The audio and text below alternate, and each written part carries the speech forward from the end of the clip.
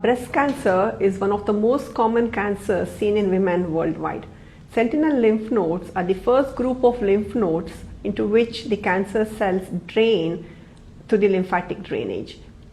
Sentinel lymph node scintigraphy essentially involves coordination between three important departments: nuclear medicine, oncosurgery, and pathology. The accurate harvesting of a sentinel node in breast cancer includes a sequence of procedures with components from different medical specialties, including nuclear medicine, surgical oncology, and pathology.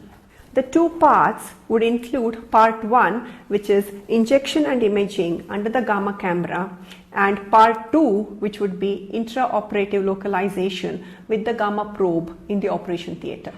Accurate lymph node staging is essential for both prognosis of early stage disease and treatment for regional control of disease in patients with breast cancer. Lymphoscintigraphy allows the surgeon to easily identify and biopsy a SLN. No imaging modality is accurate enough to detect lymph node metastasis when a primary breast cancer is at an early stage 1 or 2. But SLN biopsy is a highly reliable method for screening axillary nodes and for identifying metastatic and micrometastatic disease in regional lymph nodes. Sentinel lymph nodes should be considered in women with biopsy-proven cancer of the breast in whom definitive surgery and axillary node clearance is planned, and in whom there is no palpable axillary lymph nodes.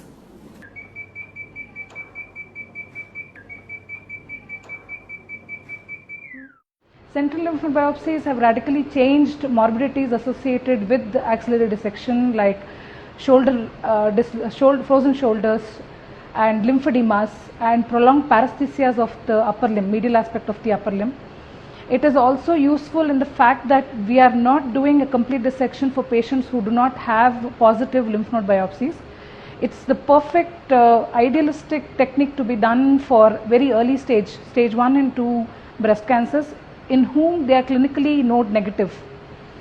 Other indications for doing a sentinel lymph node biopsy other than carcinoma of breast would be carcinoma of the tongue, carcinoma of the cervix, and to localize the parathyroid gland, which is either an adenoma or a carcinoma.